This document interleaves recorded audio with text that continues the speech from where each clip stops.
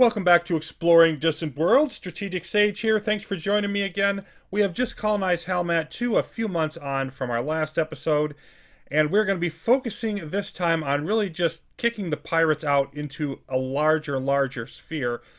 But for now, we want to see what's going on here in Halmat. So I'm not going to worry about defending this with my ships just yet, because I think the Ancient Guardians are going to handle a lot of that for us. They actually have a mining base in the system. Plus, there's not a lot of pirate activity nearby. So I will send in ships later if I need to do that.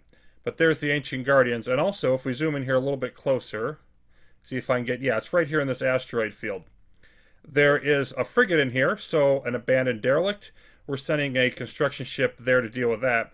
But in terms of Halmat itself, we are going to want to take a little bit closer look at the details there, because this is much different than the previous ones that have had independent populations. Only 30 million to start. You can see population growth hitting us down to 1%, only 4% development. Even with no taxes, they are not super happy at all. And all of that is just because it's just really struggling. It's just starting out. If we dive into... Now, this is the facilities here on Reese. We'll just take a little bit of sideline here because we're 80% done with our latest wonder.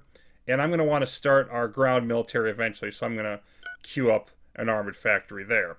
But we noticed that Brax has, just over 200. Same with Akuro in terms of their production speed. And Halmat, 18. So we've got our progress starting on our spaceport, but it's going to take a while. And of course, we also need all kinds of resources because this starts out with basically nothing. You can see there's zero of almost everything except for the fuel that was brought along with the colony ship. So we have much to be done in terms of shipping in with our freighters. So this is not really going to accomplish anything for quite a while, but all the more reason to get it started. Now, in terms of the resource front, there have been some comments by at least one of the really experienced, strong players that I don't need to worry so much about being careful with how many mining stations I build, but I still disagree with that. If we look at our freighter situation, let's see, how many are not busy right now? Oh, one. And of course, the more mining stations I build, the more shipping back and forth they're doing, and the less they're bringing resources to my new planets, which means the less they develop, etc. So I'm really going to still keep a sharp eye on that. On the resource front, though, again, lots of fuel. Steel's going back up again. Aculon is going up. If we zoom down here, gold was a concern. Chromium was. Those are both going up. We have secured our situation with the carbon, fiber, and polymer, etc. So really, all of our strategic resources I'm pretty happy with, so I'm not going to do a lot more building right now. And the luxury resources even, there's not huge amounts, but they are headed upwards from where they were. So I'm going to keep an eye on this. But as we go down here, there's only a few actual luxury resources that we don't have any of yet. And obviously, if I have any more chance to get more Megalos Nut or more of the super luxuries, I will. But most of them, I'm feeling pretty comfortable about right now. So we've got some ships heading down here. They're going to handle the Urctun system. That's where we just set up our mining base in last episode. And our main fleet is headed down to Ubis. And they're going to handle these bases in here. And this is, of course, also where the Karabian Spice is. From an expansion standpoint, the next couple of colonies I want are to grab the one in here, the really valuable one, and really secure that even more firmly. And then I want to send that Tikan colony ship down to the situation here because it is a desert planet that has the Karabian Spice on it. And my idea here is get a complete monopoly on the super luxury resources, make sure our economy becomes dominant just like our military already is, and then also from there kick all the pirates out of this area. Now, if we look at what we have currently explored, we're pretty much right about exactly at a third of the galaxy. And we're going to be getting then those colonies eventually in this area. So I want to keep pushing down here, exploring. And you notice that we've got almost every other direction there are other empires we know about. We don't know anything about who is down here. And there are a few other empires that we haven't met yet. So this is really, in my opinion, this lower direction is a land of opportunity. at least for the time being. We did get another admiral in, Het Kadonsta, who also has, I mean, so far just good stats. Inspiring presence and strong space defender. So they are going to take over and be transferred to our primary fleet. And then we really have enough ships in there to handle any pirates that I think we're going to run into. So what I'm also going to do, if we look at what's there, you know, about 3,000 firepower and a pretty solid amount in all of my defensive fleets. What I'm going to be doing now with my shipbuilding is actually building a second mobile attack fleet that I want to eventually join in the pirate hunting fun. Several months further on, we're getting our first bit of unwanted action here at Halmat 2. The spaceport has made a significant amount of progress, but it is not finished yet. We've got a freighter here that was trying to deliver, but the Potent Thunder, destroyer of the dark minerals. Now, I think this is hilarious. The Potent Thunder is the only military ship that the dark minerals have in their entire faction. And of all the things they could do with it, this is what they're choosing. They're choosing to attack us here. Ancient Guardians have also hopped up this way. Let's see how this plays out. And our freighter, okay, it runs away. Oh, and they fired at our spaceport. Isn't that nice? They're starting to take damage from the Ancient Guardians. And they did escape. Okay. So if we look at our spaceport here, from that one salvo, 20 damaged components. That's not good. So I think the lesson we're definitely going to learn here, and I wanted to see how things would go with the Ancient Guardians. We haven't seen them in action a lot. They have also been kind of annoying us by killing ships we were trying to capture, destroying those ships so that we couldn't actually capture them. A minor thing, but sometimes help is not actually help that you want. But I want to defend any new colonies from now on that we get until they at least have a spaceport up with some shields and armor to defend it. And this would be much more difficult consideration if our economy wasn't going as well as it is. We can easily spare the ship, so we'll just route them out there. Now, at the current moment, we have kicked the pirates out of Ubas. We've got some ships there, and we're about to finish them off here in Erex as well. This is a small pirate faction spaceport, but I still wanted to get rid of it. It was close enough that I wanted to deal with it. So the Sinister League has the Erex shelter. Or should I say had the Erex shelter. Okay, we've got another wonderful beacon available to us to grab another destroyer at some point. Got lots of those for the exploration ships to currently investigate. And our fleet here is going to need to go back and refuel before it can do any more attacks. But it is doing quite well. If we take a look at our diplomatic situation, we have met one more race. See if I can figure out where they are here. The Rylith Consortium, who are Ugnari, or rodents. And these are actually quite large. And you can see they're reckless, they're stupid, unreliable, so who knows what's going to happen with them. Outstanding miners. But if we look at our comparison here, they have a whole bunch of territory. You can see 5 colonies, and that's better than anybody else in the galaxy currently has. They want ice colonies. They have 3 of them. They want mining stations. We're beating them in that. Completed high-tech research branches. That'll take quite some time for them to make any progress there. And trade income, we are again doing well in that. On the territory side, okay, so they've got 5. We've got 4. So does the Gindeni Corporation, Utrantu Collective with 3, and the Mortals just recently got their second one. But it looks like maybe 2/3 at least of the empires haven't expanded yet. So there's sort of a bit of an elite group of empires now beginning to break away, at least in terms of the number of colonies that they have. And that's usually a pretty good picture of empire health. Now, we have finished up all the facilities that we were working on. So we've got the Rusan Tech installation that allowed us to jack up our taxes even higher, 71% now here on Reese. Also has boosted our research, of course. And then the armored factory is in place. So I want to begin assembling the core of what's going to later be an invasion force. We don't really need it yet, but we have the economy to support it, so we might as well get some of this work done. So we want the armored forces, could do the planetary defense, but I don't really feel any need for that at the moment. We're just going to go with this, and we're going to recruit a few of these.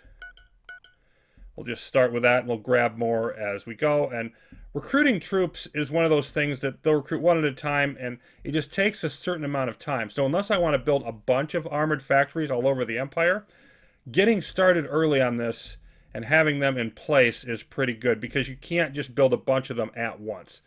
So you can see the tank symbol, all of that is being worked on. And we also want to take a look at then designing a ship that might be able to move them on the attack if we need it to. And so we have a troop transport here. Looks rather bulky. I have originally named it the troop ship. It has evade all opponents, just invade when clear, and it's going to flee fairly quickly. One of the decisions that you can make on these is, do you want to actually try to invade before you've destroyed any star bases or starports or orbital bases that are in the area, or do you want to clear the area militarily with your fleet and then invade? And that's the way that I'm going to do it. It's not as risky. It does require you to have a superior fleet, but I don't foresee that being a problem for us anytime in the near future. So we've got some different items on this ship. First of all, we have our repair bots that we talked about before. Those are now ready. And I have two of them because just in case one of them gets damaged, the other one can repair it. So it's just a little bit of redundancy in the design. And those are now going to be in place for our damage control. I've got, the standard amount of armor and shields, enough fuel cells to basically match the range of our military ships. And then as we go down further, we have our various items. I just put this point defense cannon on just so I had room on the design for it, so I threw it on. But the 21 troop compartments. The defining characteristic of a troop transport, of course, is that it has to have troop compartments. Each of these has 100 capacity. You can see the troop capacity down here, 2100. What does that mean? Well, 100 is enough to carry an infantry unit, and of course the armor units and the planetary defense units take up more space, so can carry less of them, but this is a lot. This would be more than enough that I would need probably for any invasions at the current point. I'm just going to build a couple of these ships, and I don't really need to go any further with that for the time being, but I figure I might as well build them big so that I don't need to waste space on the ship. Now this is our component for preventing other ships from jumping out if we want to do that. I haven't put any of these on yet.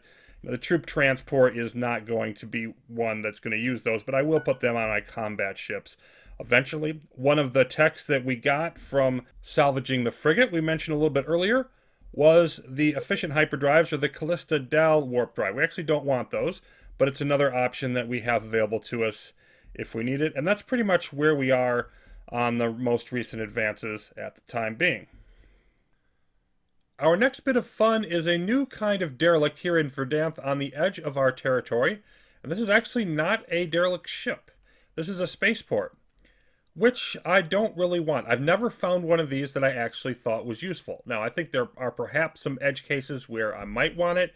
For example, if it's really early on in a game, you could potentially have a situation, it's in a remote system, or it's a situation where you're not going to want to colonize anything nearby.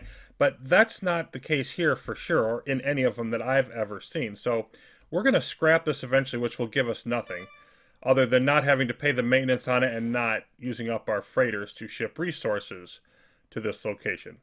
But I am going to let it shoot all of these nearby space slugs before I do that. It looks like there's at least a couple of them moving around. I'm not sure if this one's going to move this way or not, but at least this way I don't have to dispatch my military there. We've got one that is down. So we've also discovered some other new things. See, we just got our new resource sensors that are in place. We found the Gurky area down here, and there's more actually. We haven't found them yet, but the Diode Authority is down here somewhere. I think it was in Ilrud here. There's definitely some pirate activity there. But we also saw that they had a research base and some few other items from the Diode floating around. And then we have the Xenox are over here, and we've discovered a new empire over here. And this up here is the Ugnari that we were talking about before, the ones that have 5 different colonies. So that's their territory. So overall, we've now discovered where over half of our rival empires are. So the galactic picture starting to flesh out, although there's still more to be learned. And then the pirates, well, they're kind of growing like weeds, and we're starting to find, as we range further and further exploring, multiple bases for some of them. I think this is another black market cartel base all the way over here, but for sure this is a Libya Exports one, as is this. And then we have the Lone Pirates here, and here, and here. And then this is another Sinister Salvage, and they're up here as well. So we are having all kinds of fun with the pirates. It's really a lot of whack-a-mole here. And to that end, our fleet has come back to Kerbis now and is about to refuel, and we have enough ships to begin forming that second fleet I mentioned. So we should be able to also accelerate that whole effort. Now I also want to look at some of the things that are going on with our colonies here. We have gotten back the Megalos nut. We were out for a while, but now we've got some back on reefs, but not on all the planets, and not all the planets have Loros fruit either. So the mining base that we've got in Urctun right down here that was giving us all of those, they haven't quite distributed everything, but they've done some of it. Also worth noting is, for example, here on Akuro, you see there is no Megalos nut here yet, but they've imported some Shandar. And I think we also even have some on Halmat, which is really new, but they're starting to ship some in that way. So all of that is working out well. And you can see our resource shortage is almost done. But this is now our third race that we have coming in. And given that actually population is our lowest victory condition right now, I'm just going to go ahead and do everything I can to encourage more and more of them to show up.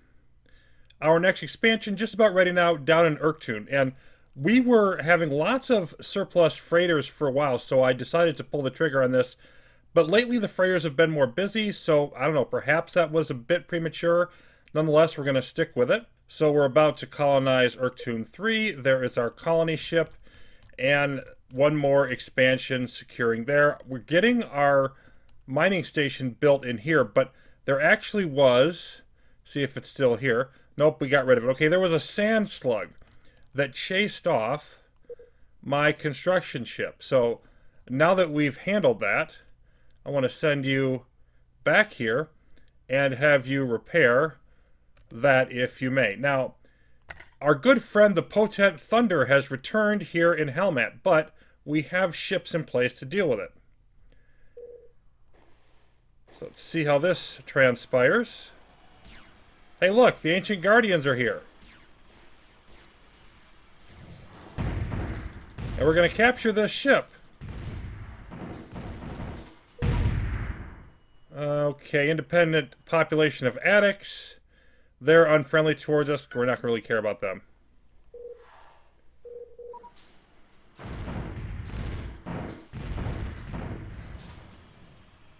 Alright. We captured the Potent Thunder, which, at least at one time, was the only ship, as we mentioned, the Dark Minerals had. So that's going to be excellent for us. Now, we have discovered the Mortallan Commonwealth. Now, we know that they are down here in this sort of reddish zone. So that's our next one. And we've discovered another, or had contact, rather, with another empire that we don't know exactly where they are. So we're looking at the Kludar Hive, who are Slukans. They want to have the most troops in the galaxy. Well, that lets us know that the Dervala have actually met that. Marshy swamp colonies, so taking Urctun is going to really hurt them some. And then they want the largest marshy swamp colonies, and they also want continentals. So our expansion is really going to do well at battling what the Kludar are trying to do, but we are doing quite successfully here.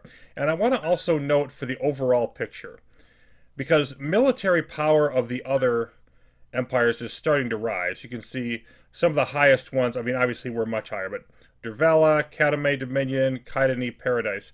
So if we look at exactly how much they have, about 2,000 there, 1,500 here, 1,500 here.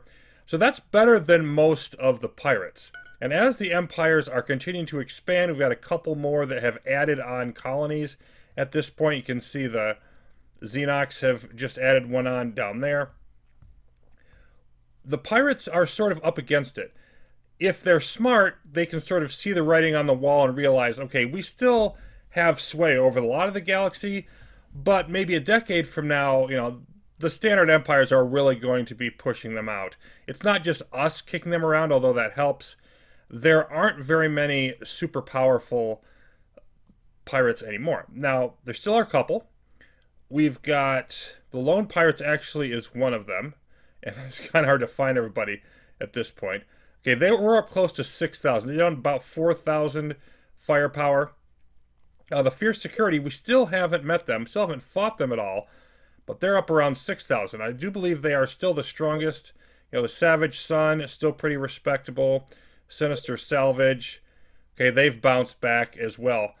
But overall, the picture is definitely moving against the pirates. So the more and more advanced empires are just starting to really flex their weight. Now, we have just finished, about to finish rather, our standard troop compartments. We need to get some more research done in here. And looking up to the 4th tier now in high tech, if we look at our overall, see we're up over 600K with the Urctun installation. So we're really romping through these techs at the 240K level very, very quickly in just a few months each. Now for this next tier, there isn't anything super exciting. And then over here, we've got a bunch of wonders. We have the Trade Network. Okay, that's 30% colony income, 20% development. Trader's Bazaar. And then this is just the Naval Academy, so that's not a wonder. Armaments Research. This is our next step in the research wonders, as this is a weapons research addition. Then the Holographic Network is going to be colony development and a big boost to happiness. The Biological Workshop, okay, colony development, big boost to growth rate.